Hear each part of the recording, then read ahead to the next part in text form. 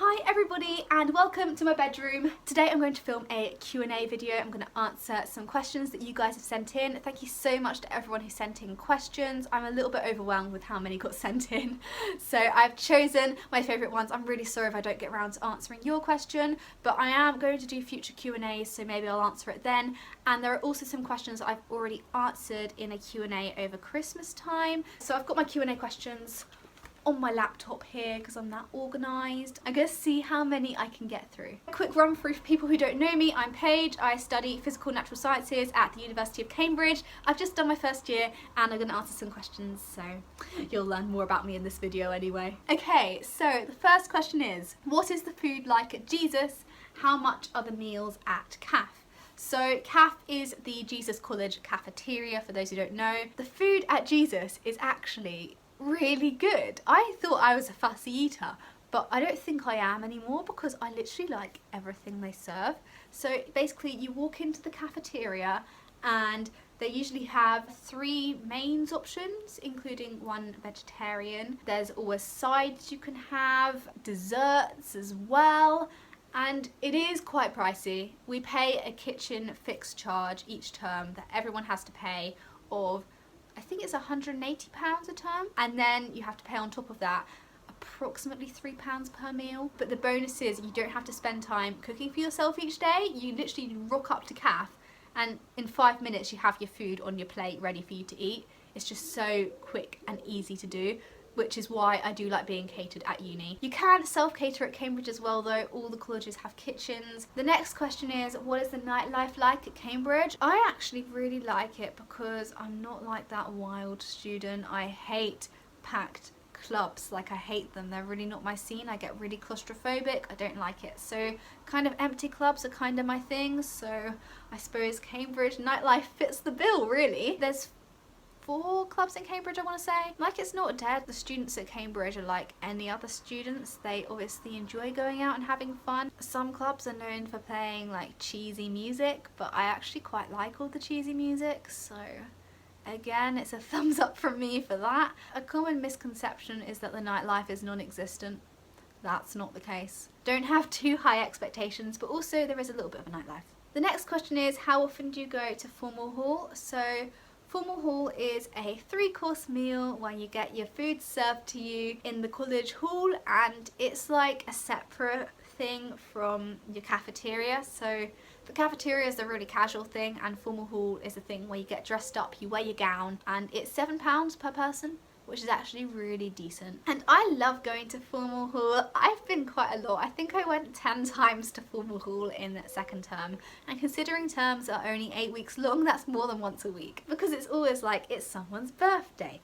There's some sort of thing I need to celebrate. Or I just want to go and chat to my friends and have a nice meal at the end of the week. So I'm always booking formals and I'm always being convinced to go to them. Because they're so reasonably priced, I don't feel bad going quite a lot. The next question is, do you ever get lonely?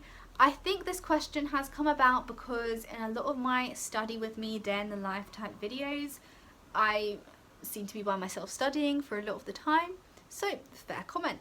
But the answer is no, I never get lonely. The fact is I actually see quite a lot of people throughout my day.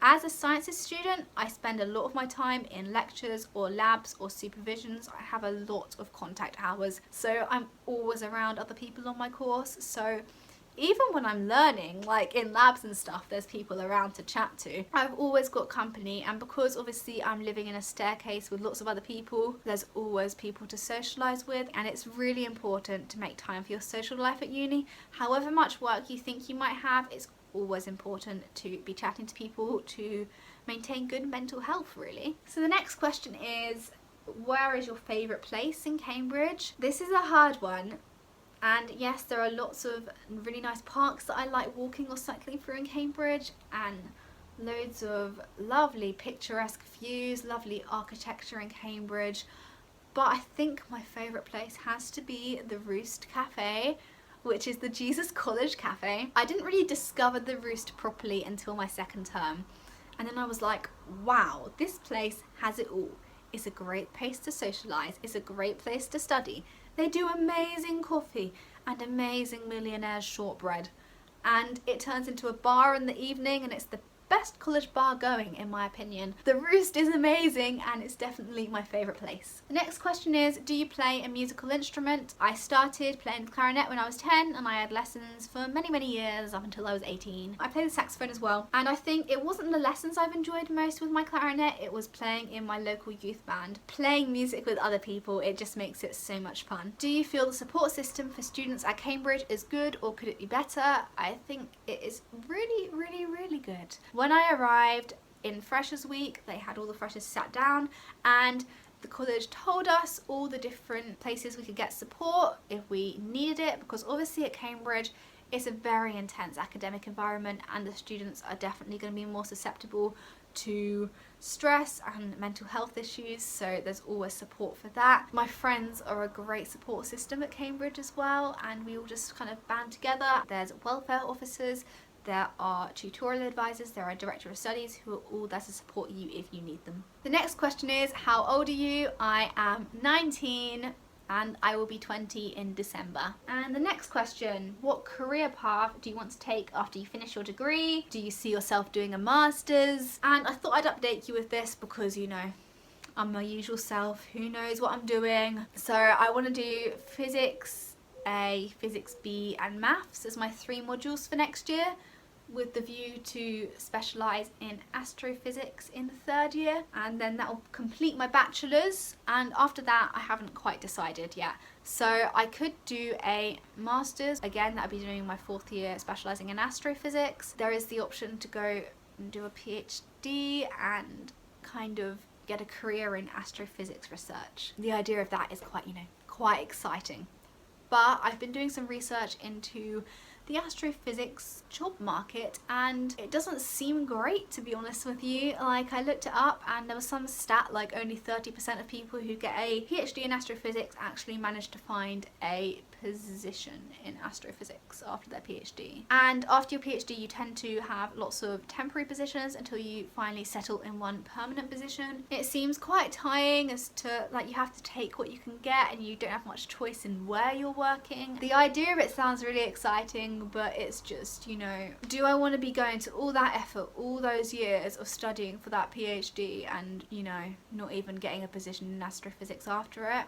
I'm not sure. There are lots of career options for me if I just left with my bachelor's degree. Maybe I'll satisfy my interest in astrophysics in my 3rd year and that'll be it, and then I'll go off and get a job maybe outside of science. I've thought about becoming an actuary maybe, and like getting professional qualifications or some sort of other professional qualification. I'm not sure. I'm gonna have a think about it, but obviously I'm keeping you updated. That's where I'm at the moment. If you want to give me advice, go for it, be much appreciated. The next question is, do you have a part-time job and did you get a job during A-levels? So while I was at sixth form, I had a Saturday job at a local coffee shop and I absolutely loved it. I worked with really nice people and I actually really enjoyed making coffee for people, and I loved the fact that I was being a little bit more independent. I was earning my own money. It was like the first step towards adulthood, so I would highly recommend getting a part-time job while at sixth form. Not too many hours though, because, you know, concentrate on your A-levels, you've got to get that balance. My 8 hours a week was just the right amount. As for now, while we're at uni, we're not actually allowed to have a part-time job, which I know is unusual. A lot of students do get jobs while at uni, and I think that's a great idea if you have time, but at Cambridge the terms are so short and the workload is so intense that you just don't have time for a part-time job and they just don't allow it. But the university holidays at Cambridge are really long. Over the Christmas holiday I went back to my coffee shop job and did quite a few hours there, which was great because as a student it's great to be earning a little bit more money because university is expensive. So the next question is, do you have any advice on how to do well during sixth form? Keep your eye on the ball, make sure you're doing all your assignments you are set. At my colleges they did this thing called flipped learning. You would learn a topic using the textbook at home in your own time, and then you go to the lesson and have the lesson on that topic. I'd say your teachers are there to help you, so ask them lots of questions and come to your lessons prepared on what you're going to ask them. Even if your school doesn't do flipped learning, I would really recommend looking over the textbook pages in whatever topic you're going to be studying that lesson, just so you're prepared in advance for what you're going to be studying. So the next question is, if I struggle with lab work, then is a chemistry degree not for me? And I put this one in because when I was at sixth form in my chemistry A-level, I was like the worst person at lab work ever. Like, a teacher gave me like, it was a bottle and it had like chemicals in it still, and she was like, whatever you do, don't turn it upside down. And what did I do? I turned it upside down and got whatever was in that bottle all over my work. But anyway, back to the question. I struggled with lab work during A-levels, and I have gotten absolutely fine with the lab work for chemistry at uni. I'd say if you dislike lab work, then a chemistry degree is not for you, because it does include a lot of lab work.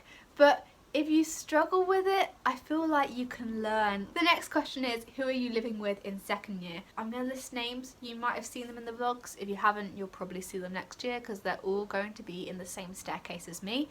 And so I am living with Astrid, Ella, Will, Ed, Tim, Emma, Yija, Isha,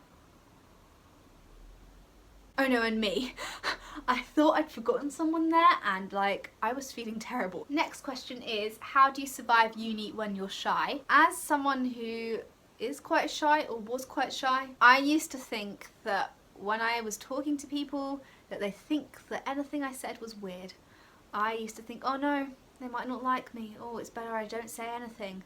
But now I realise, looking back, that they probably thought I was more weird not saying anything at all and they probably would have actually quite liked me if I'd actually, you know, been able to hold a decent conversation with them. But, you know, what can you do? Obviously, when you get to uni, be yourself, don't put on a front, but if you want to inject a bit more confidence into yourself, no one's going to know that you aren't that confident, are they? So the next question is, how did you make friends at uni, and how long did it take for your close friendship group to form? I've been getting a lot of questions about making friends. I know it sounds like a lot of people are really worried, but honestly, friendships form so naturally. The first thing I went to was the Freshers Barbecue, and I saw the first few people standing in a group around me waiting for food at the barbecue, and I introduced myself and asked what subject they were doing, and then I chatted to people in my staircase, people on my course, and I just clicked with some people more than others, and you know, that's how the close friendship group forms. But I don't think you instantly make friends. Like, friendships obviously take a while to form and grow stronger. Sometimes you might not meet your closest friends straight away. The people you're friendly with in first term might not be the people you remain friendly with in second term or the following year. Eventually you're going to find people who you really click with. So the next question is, how did you prepare for the NSAA, which is the Natural Sciences Admissions Assessment? So I know for a lot of subjects these days there are admissions assessments for Cambridge. Just do the specimen paper. If there are past papers available, definitely do those. Olympiad style papers are always going to be helpful, and just practice exam questions under timed conditions.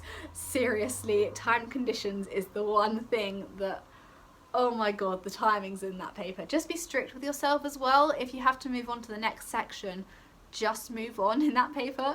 And yeah, I think that's all the advice I can give, really. The next question is, how do you deal with academic pressure? It's not other people really putting the pressure on me in my case, it's me putting the pressure on myself.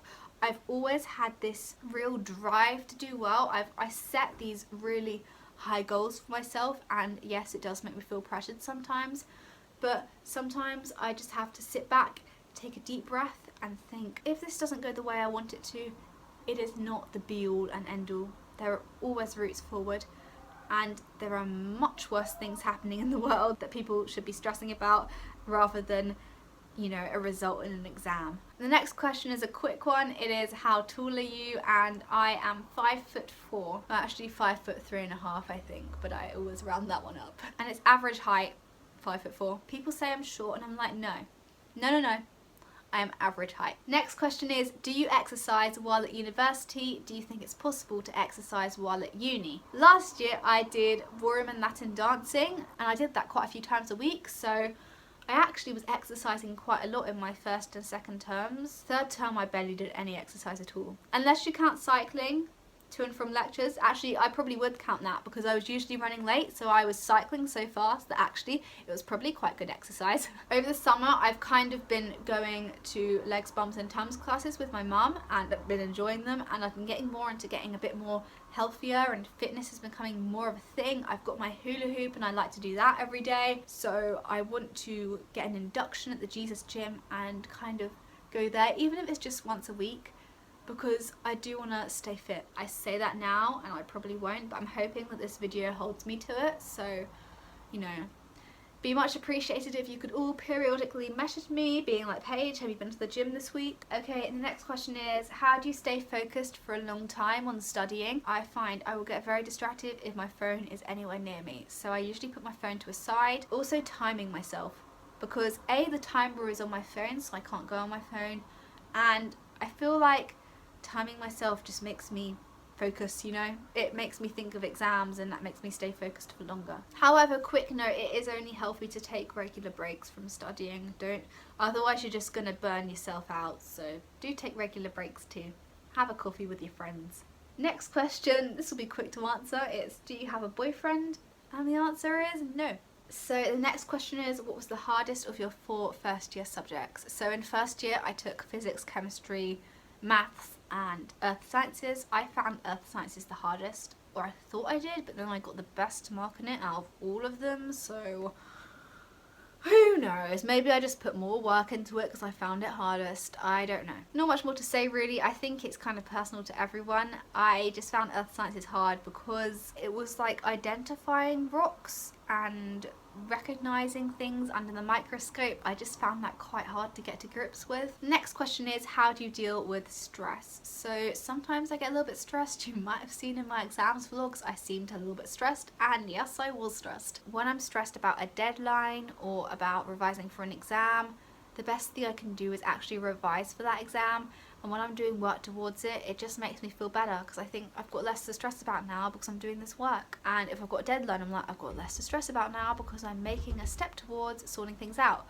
Or if I'm stressed about getting things done on time, I'll like write down a time plan and I'll feel like I've made a step towards the thing I'm feeling stressed about and solving it. The next questions, there are a few of these. It was, what type of school did you go to? Did you go to a grammar school? I went to 2 different schools for GCSEs and A-levels. I went to a all-girls secondary school and it was a state comprehensive. It was a good school though. I really liked that school. Then that school finished at year 11, so after you'd done your GCSEs you had to change school, so then I went to a 6th form college for my A-levels, again a state non-selective comprehensive school. Again, it was a very good school, and they were really helpful with my application to Cambridge as well, which I'm really grateful for. The next question is there a goal you would like to achieve this year? I would really like to get a 2-1 at least. Okay, so that's it for today. Give the video a like if you want to see more Q&A videos on this channel. I would love if you could subscribe and hit the notification bell and you'll be notified when I upload. And I've been trying to post more on my Instagram recently, so that's been quite active, so you should follow me on there. I'll put a link in the description. My username is @_Paige_Y, and I think that's it. Yeah. Thank you so much for watching, and I'll see you soon with another video. Bye!